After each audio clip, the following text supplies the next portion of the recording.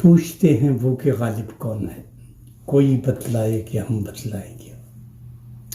میرے دوستو، آج سے 20 سال قبل میں بھارت، ہماری ایک سیاسی لیڈر جناب فردوس ایوان کے ہمراہ ایک وفد کی شکل میں وہاں پہنچا، اور جس شعر کا میں نے ذکر کیا ہے اس کی تلاش میں بلی مارنا کی حویلی میں پہنچ گیا، غالب کی اس جگہ پر جہاں اس نے آپ نے 8 سال گزارے تھے۔ تو میرے دوستو، جب میں اس حویلی میں پہنچا اور وہ منظر میں نے دیکھا،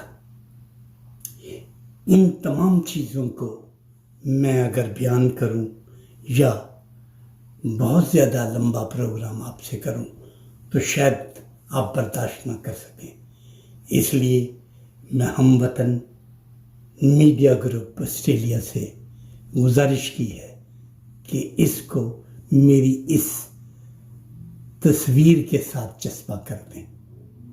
تو میں اب آپ کو ذکر بتاؤں گا غالب کا اور جناب ابراہیم ذوق کا، جو 2 شاعر اپنے پائے کے شاعر تھے، اور جن کے دور میں شہنشاہ یعنی ہمارے بہادر شاہ ظفر، جو مغل دور کے آخری شہنشاہ تھے، ان کے دربار میں یہ دونوں شاعر تھے۔ آخر قصہ یہ ہوا کہ ذوق نے جگہ لے لی غالب کی، اور اس رکابت میں غالب نے ایک شیر کسا بلی مارا کے اس علاقے میں، جبکہ ابراہیم ذوق کی ایک جو پالکی تھی گزر رہی تھی، اور انہوں نے کہا تھا کہ بنا ہے شاہ کا مصائب تو اتراتا پھرتا ہے۔ اس بات کا شاہ کو علم ہو گیا اور ہنگامہ مچ گیا، اور ہوا یہ کہ بہت سارے درباری اور شاعروں کا ایک گروپ ترتیب دیا گیا اور غالب کو بلوایا گیا کہ وہ اس طرح کی بہودہ شعر کیوں اس میں کسے۔ غالب وہاں تشریف لے آئے اور انہوں نے کہا کہ یہ تو میرے اپنے کلام کا ایک حصہ ہے۔ وہ لوگ تمام حیران ہو گئے۔ آخر بات طے یہ ہوئی کہ غالب سے کہا جائے کہ فی البدی اس غزل کو پیش کرے جس کا مصرع اولا انہوں نے پڑھا تھا۔ تو آپ دیکھیے غالب کی وہ برجستگی اور وہ شستگی اور تیزی۔